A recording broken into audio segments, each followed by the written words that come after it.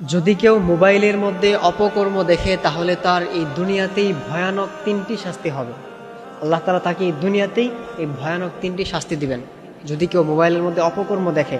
এখন এটা বলা চলে 95% আমাদের সমাজে 95% মানুষ যারা ফোনটাকে খারাপ কাজে বেশি ইউজ করে, ভালো কাজে মানে হাতে গুনে দেখা যাবে হয়তো 5% মানুষ যারা ফোনটাকে ভালো কাজে বা মানে কাজের জন্য, একান্ত কাজের জন্য ইউজ করে। এছাড়া 95%, এটাও মনে হয় ভুল হবে, 99%ই বলা চলে যে এরা ফোনটাকে খারাপ কাজের জন্য ইউজ করে, ভালো কাজের জন্য ইউজ করে না। মনে রাখবেন, আপনি যদি আপনার ফোনকে খারাপ কাজের জন্য ইউজ করেন, আপনি যদি আপনার ফোনের মাধ্যমে আপনি অপকর্ম দেখেন, তাহলে আল্লাহ তাআলা কিন্তু আপনাকে দুনিয়াতে ভয়ানক তিনটি শাস্তি দিবেন যা আপনি কল্পনাও করতে পারবেন না।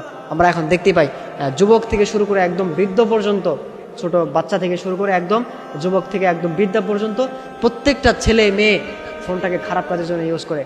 বিভিন্ন ছেলেরা মেয়েদের ডান্সের ভিডিও দেখে, অনেক খারাপ খারাপ যে ভিডিওগুলো আছে এগুলো তারা দেখে, মেয়েরাও এগুলোর দিকে আকৃষ্ট হয়ে যায়, এগুলো খারাপ খারাপ ভিডিওগুলো দেখে। মনে রাখবেন, যারা ফোনের মধ্যে মোবাইলের মধ্যে অপকর্ম দেখেন, আল্লাহ তাআলা কিন্তু আপনাদেরকে দুনিয়াতে ভয়ানক তিনটি শাস্তি দেবেন। তার মধ্যে নাম্বার 1 যে শাস্তিটা, সেটা হচ্ছে যারা মোবাইলের মধ্যে অপকর্ম দেখে তাদের রিজিকের বারাকা চলে যাবে, তাদের রিজিকের মধ্যে কোনো বারাকা থাকবে না। আপনি হয়তোবা কোটি টাকা ইনকাম করেন মাসে, কিন্তু মনে রাখবেন দিন শেষে আপনি লোজার। আপনি অনেক টাকা ইনকাম করেন, আপনি মাসে লাখ টাকা, আপনি কোটি টাকা ইনকাম করেন, কিন্তু মাথায় রাখবেন আপনি দিন শেষে আপনি লোজার থাকবেন। আপনি কখনো প্রফিটেবল একজন মানুষ হতে পারবেন না, আপনি দিন শেষে লোজারই থেকে যাবেন। কেননা আপনি যদি ফোনের মধ্যে অপকর্ম দেখেন, মোবাইলের মধ্যে অপকর্ম ভিডিও দেখেন, তাহলে আল্লাহ তাআলা কখনো আপনার রিজিকের মধ্যে বারাকা দিবেন না।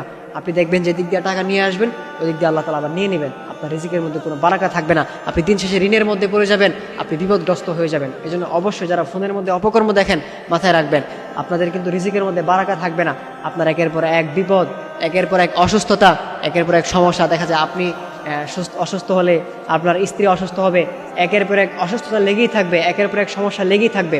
সুতরাং প্রিয় ভাইয়েরা আমার, যারা ফোনের মধ্যে অপকর্ম দেখেন, আপনারা অবশ্যই সতর্ক হয়ে যান, নাহলে কিন্তু আপনার নাম্বার 1 যে ক্ষতিটা হবে সেটা হচ্ছে আপনার রিজিকের বারাকা চলে যাবে। এরপর নাম্বার 2 যে ক্ষতিটা, সেটা হচ্ছে যারা ফোনের মধ্যে অপকর্ম দেখে তাদের মনের মধ্যে কোনো প্রশান্তি থাকে না। দেখবেন তার সব আছে, তার বাড়ি গাড়ি টাকা পয়সা কোনো কিছুর অভাব নাই, তার অনেক টাকা পয়সা আছে, অনেক অর্থ সম্পদ আছে, কিন্তু তার মনের মধ্যে কোনো প্রশান্তি নাই, মনের মধ্যে কোনো শান্তি নাই। 0% শান্তিও তার মনের মধ্যে আপনি খুঁজে পাবেন না। তার একের পর এক হতাশা, একের পর এক ডিপ্রেশন, একের পর এক মানসিক চাপ তার মধ্যে লেগেই থাকে। এই জন্য যারা ফোনের মধ্যে অপকর্ম দেখেন, মনে রাখবেন কখনো মানসিক শান্তি পাবেন না। আল্লাহ তাআলা আপনাকে সবসময় মানসিক অশান্তির মধ্যে রেখে দিবেন। এটা হচ্ছে নাম্বার 2। নাম্বার 3 লাস্ট যেটা, সেটা হচ্ছে আপনি যদি ফোনের মধ্যে অপকর্ম দেখেন, তাহলে যদি আপনি ছেলে হয়ে থাকেন, তাহলে আপনার স্ত্রীকে আপনার ভালো লাগবে না। এতে করে দেখা যায় এটা অশান্তি সৃষ্টি হবে, এক পর্যায়ে ডিভোর্সের পর্যায়ে চলে যাবে, সংসারটা নষ্ট হয়ে যাবে।